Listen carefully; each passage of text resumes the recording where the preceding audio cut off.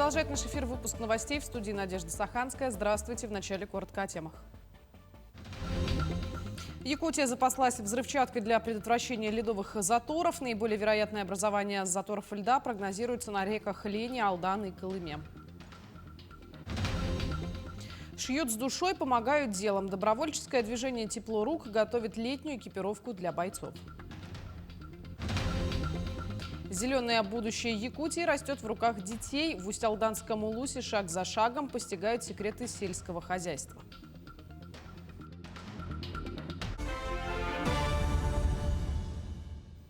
Продолжается подготовка к безопасному прохождению весеннего половодья. Особое внимание уделяется мониторингу гидрологической обстановки. В период весеннего половодья будет задействовано порядка 206 гидропостов, включая постоянные и временные пункты наблюдения. Для координации действий органов управления и оперативного реагирования планируется привлечь 113 оперативных групп, в том числе 38 групп федеральных органов исполнительной власти. По прогнозам синоптиков, сложившиеся гидрометеорологические условия дают основания предположить, что вскрытие рек республики следует ожидать в сроки, близкие к норме, с отклонением в сторону более ранних на 3-5 суток. В Алекминском районе проходит мероприятие, направленное на проверку сил и готовности к предстоящему весеннему паводку и пожароопасному сезону. Первым состоялось совещание, которое вел заместитель начальника Главного управления МЧС России по республике Александр Никифоров.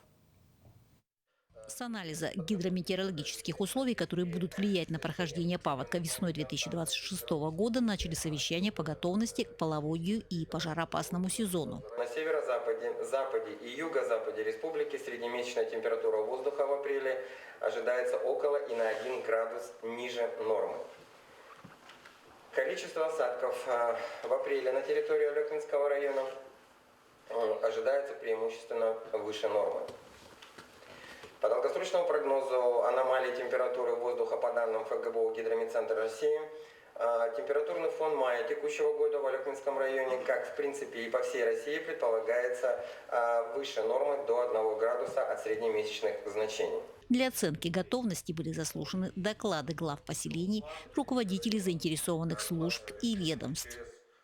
Заслушали глав сельских поселений по готовности по 2 рискам чрезвычайных ситуаций, которые характерны на территории республики. Это у нас весенний паводок и противопожарный сезон. На взгляд рабочей группы, которая сегодня работает на территории Алекминского района, по данным вопросам Алекминский район, в принципе, все вопросы отработал.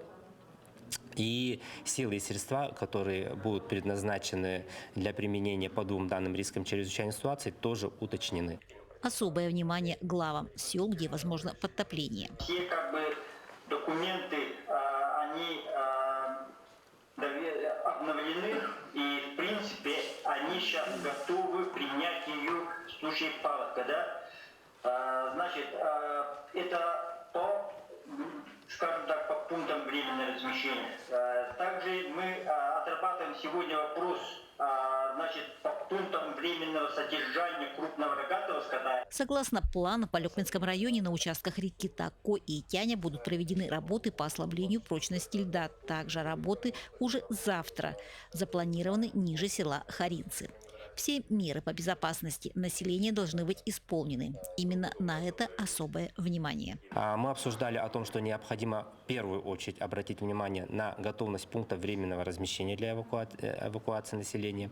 Обратить внимание конкретно по социальным вопросам – это маломобильные граждане, их учет вести, а также подготовку именно должностных лиц пункта временного размещения к действиям по предназначению. Елена Фаст, Максим Копылов, Алекминск. В Нюрбе провели осмотр сил и средств районного звена муниципального района. В рамках выездных проверок территориальных звеньев готовности муниципалитетов к паводковому и лесопожарному сезону. Также была проведена проверка готовности пункта временного содержания граждан в здании Нюрбинского технического лицея. По словам сотрудников МЧС России, все силы и средства хорошо подготовлены для безопасного пропуска паводковых вод и пожароопасного сезона. Да, в целом Нюрбинский район, он сильный район. Но пока вот первым взглядом можно сказать, что он почти готов. Есть нюансы, но мы в первую очередь не для проверки района приехали, а для оказания методической помощи вот, в период паводкоопасного и пожароопасного сезона на этот год. В Якутске прошел форум партийного проекта «Российское село», посвященный развитию сельских территорий агропромышленного комплекса. Участие в нем приняли около 200 человек, в том числе эксперты, представители сельскохозяйственных улусов и студенты.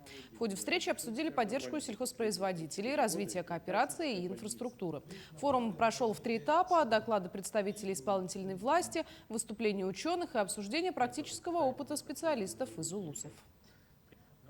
Сейчас, когда определенные есть сложности с пополнением бюджета, надо, наверное, ответить себе на вопрос, как необходимо организовать этот процесс, чтобы на каждый вложенный рубль в сельское хозяйство мы получили максимум продукции сельскохозяйственной. Возможно, где-то надо убрать барьеры бюрократические, возможно, где-то есть нарушение организационного процесса. И непосредственно только труженики села, которые работают в этой сфере, они смогут это честно и открыто довести.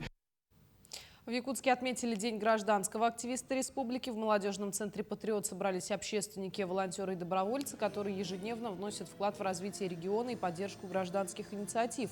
В ходе мероприятия подчеркнули значимость их работы для развития и реализации социальных проектов.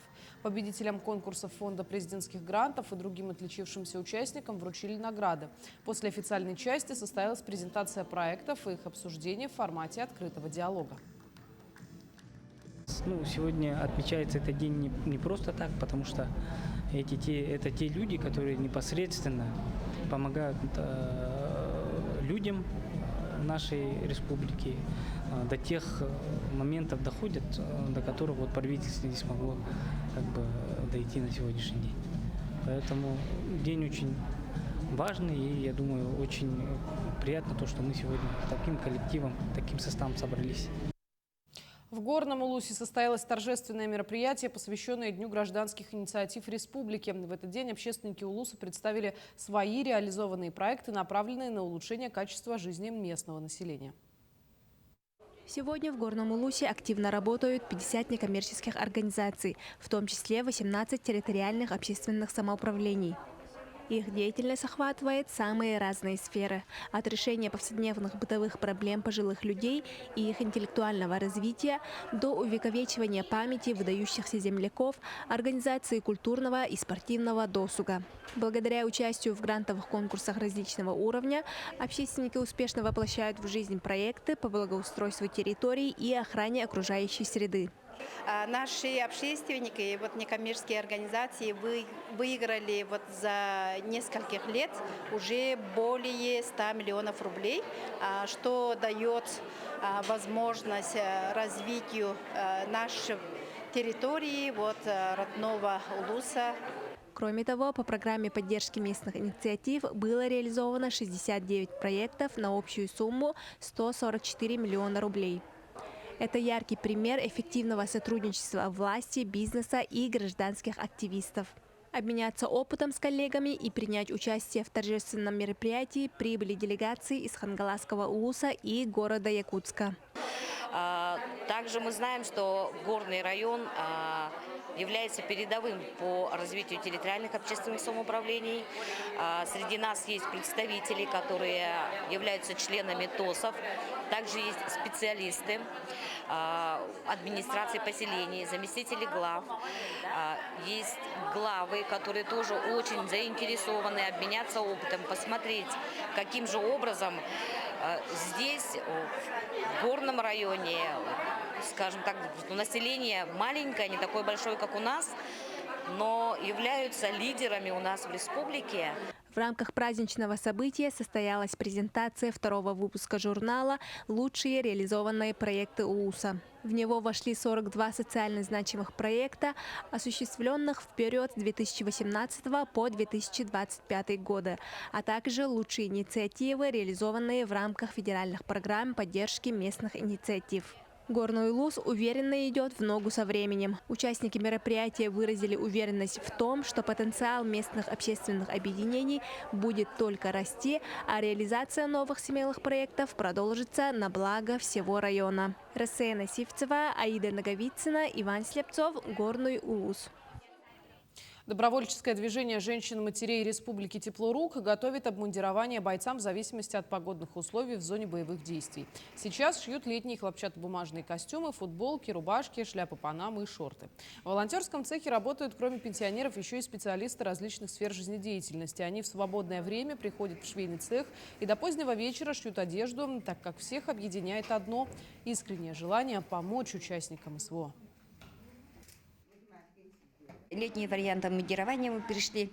Ну вот мы придумали новый костюм такой, шортик с такой рубашкой, хлопчатобумажный сорочный материал специальный, чистый хлопок, из чистого хлопка состоит, в общем, очень удобная, она крепкая, ткань крепкая, она фабричная ткань. И еще есть у нас вот такой костюм с этого же материала, но более усиленный. Если парням понравится, мы это тоже будем уже шить.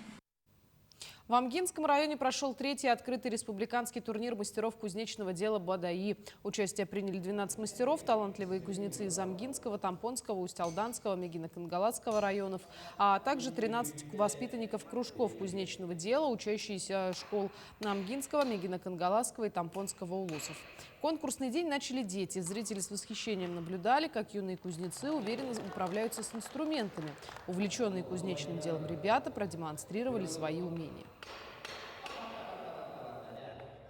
У нас есть уроки, и как ВУД тоже проводят. Выбивание из металла, треугольник зубилом. Вот это было для меня сложно. Я не до конца добил его, там чуть-чуть осталось, я решил оставить, потому что я думал, зубило затупилось, и я не смог дальше добить его. В Усть-Алданском улусе юные натуралисты с каждым годом осваивают новые навыки. Сейчас Мирюнская станция насчитывает 309 воспитанников. Некоторые из них посещают станцию уже третий год. Они начали свой путь с посадки семян овощей в общую почву, а сейчас уже вовсю методом пикировки работают с саженцами в отдельных емкостях. Узнают, какие сорта приживаются в условиях Якутии, а летом уже в лагере в больших теплицах ухаживают за огородом. Полученные навыки используют и у себя дома. Дети помогают в том числе по посадке педагогам. С апреля месяца уже выходим на теплицу, на весенние теплицы, на работу практических работ. Также дети, они уже готовятся к августовскому совещанию, то есть по посадке там декоративных культур, именно по выставке. К этому часу это все новости. Наши корреспонденты продолжают следить за развитием событий. До встречи в итоговом выпуске новостей.